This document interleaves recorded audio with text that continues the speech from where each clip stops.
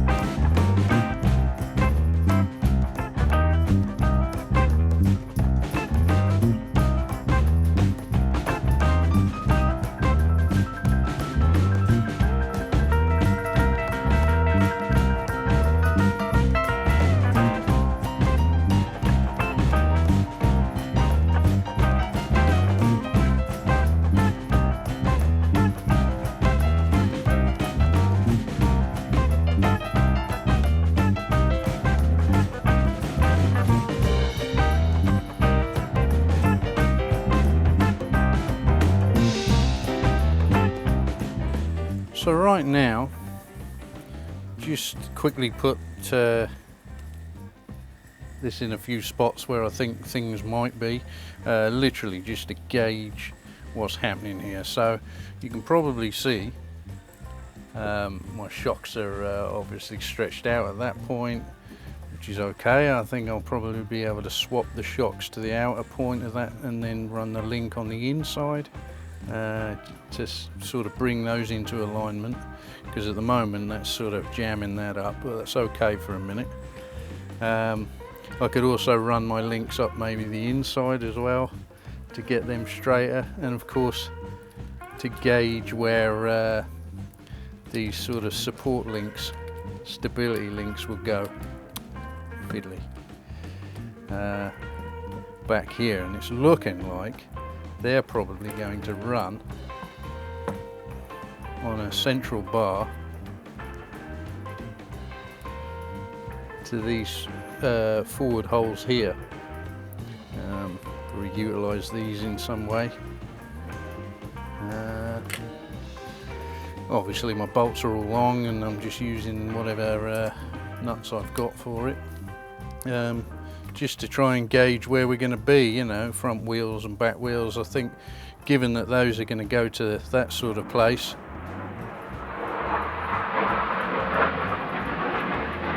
jet coming up.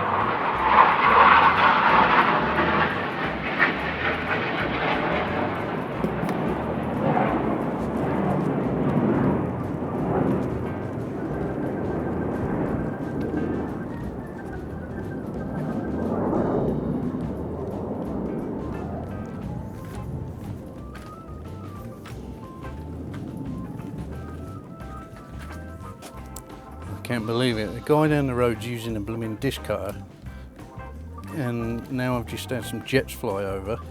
Bit of peace and quiet, man. Christ almighty.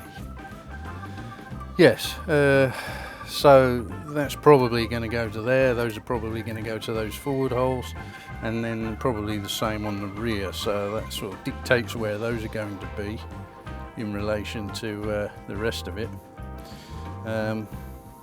Height wise then, I presume you would just gauge that by using some different length shocks or whatever, because there seems to be a whole load of ground clearance there, or it will be. It's going to be a big rig. Probably source some shorter shocks to sort of lower that down, but time will tell. For a minute these will be fine. I'll just keep going with that a minute, work it out.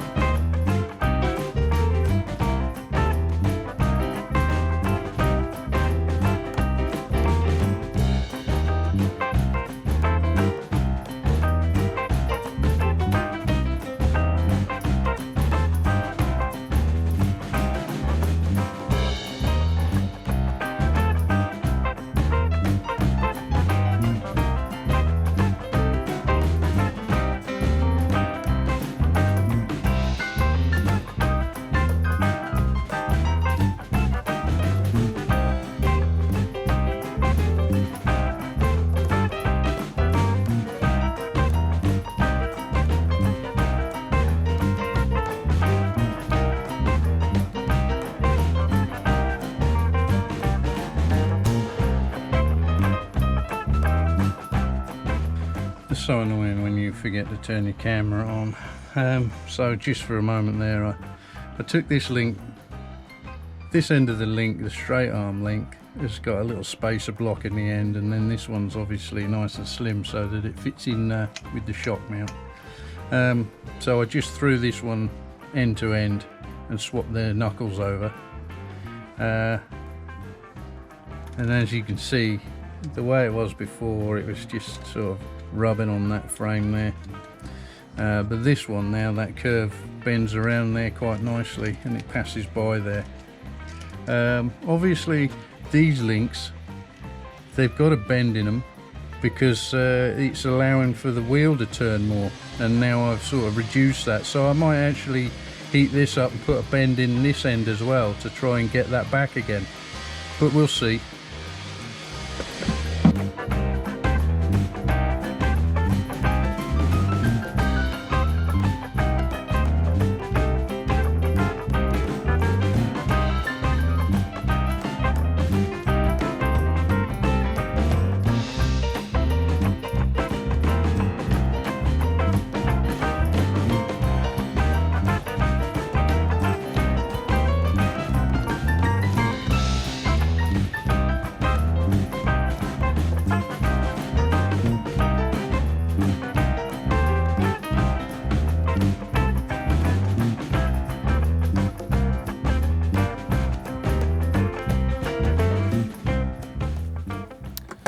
Alright, so I've just switched those links around, and we've got a nice free easy movement now. Suspension works nice, so it's not binding on anything, we've got nice articulation. So for right now I'm happy with the front end just to be mounted there, because it gives me an idea of how tall this is going to be sitting. Now to try and get a good angle with the camera, you can see that the front axle is tilted back, because these links could do with being longer, or these links could do with being shorter, and that'll sort of rotate that axle, because right now those wheels will be sort of pointing upwards while they're turning, and if it was tilted that way they'd obviously be pointing downwards.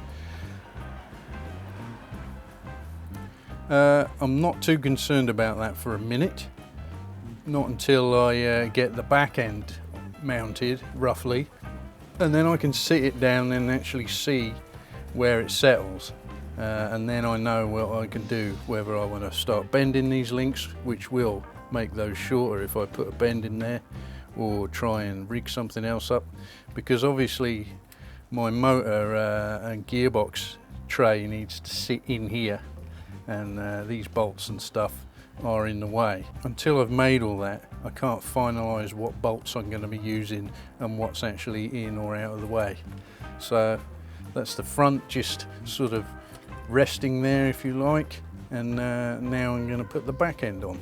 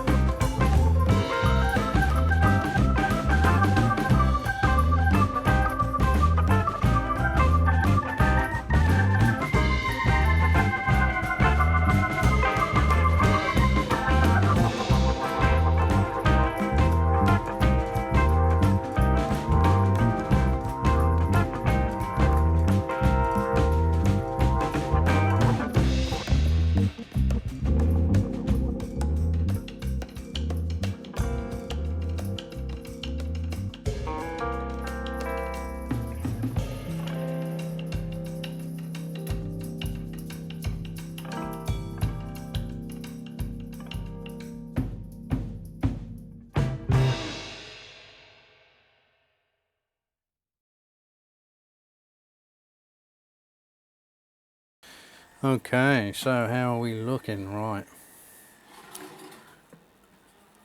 The front's nice and free moving, but we've got a bit of binding in the rear, and I think it's definitely because the shocks are still sticking out. So I think what I will be doing is running that shock on the inside of the shock mount, and that will bring them in a bit tighter, and I'll get that freer movement back and my articulation. It may be that because you probably saw that I did swap the shocks over from the inside to the outside again, and in order to get that to line up, I might swap that back outside and the outside, because we are binding on the linkages there. It's just touching them. It's kind of rolling past the head of that bolt there, right there.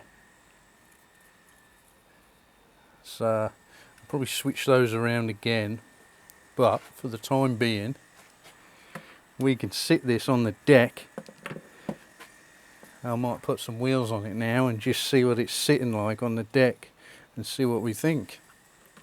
If I have to, I'll drill new holes in this plate here. There's plenty of room to have different holes to sort of shift the linkage points around, because as you can see on the back end we've got that rotation in the rear axle again, which probably wouldn't matter, but I do want to turn this into rear steer. As you can see, it's got the C knuckles on there, and so I want those to be nice and flat so they turn right, because at the moment it's tilted uphill and you'll get that weird turning angle again. So I'm going to chuck some wheels on this a minute, just as a matter of interest, and see what it looks like.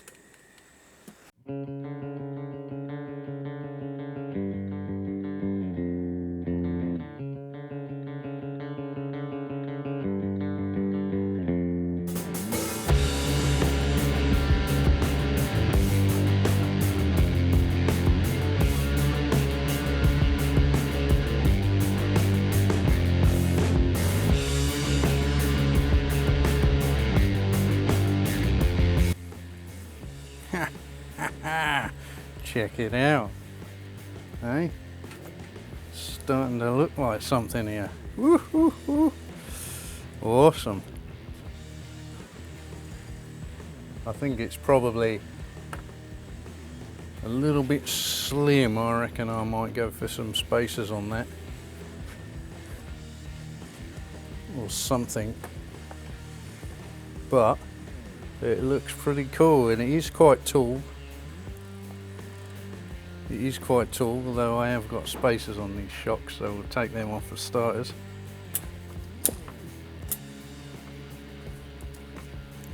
Get rid of them. Let it sit down a bit. Yeah. Looks wicked. We've still got some pretty good articulation, have we?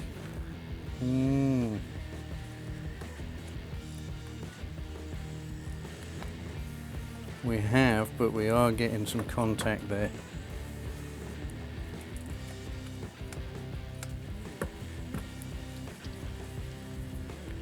That on the back, although the back isn't sort of in its finished state right now. Yeah, I think we'll probably get some wheel spacers on there to get rid of that coming in and hitting that shock.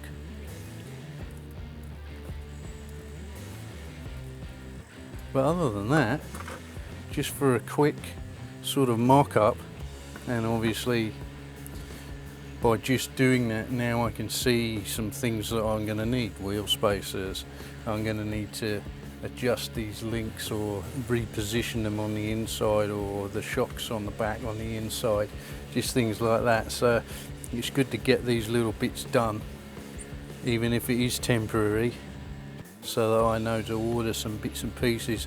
I do need to get a whole load of nuts and bolts and screws and things, because I just don't have all that many. I'm kind of working off of odds and ends that I have kicking around really, but That looks cool. I'm going to get you down here and have a look around it. Yeah.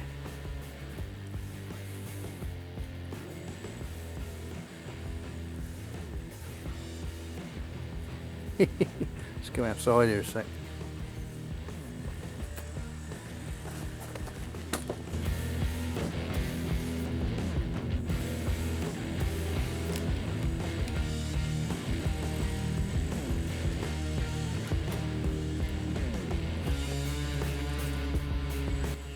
So let me know what you think, guys. If you haven't already, you should hit the subscribe button for me, which is would be great. Since I did the last video, I've actually picked up another 2 subscribers, so I'm at 102 subscribers. Oh, it's exciting. So yeah, hit the subscribe button, hit the like button and the bell button, and catch you on the next vid. Cheers.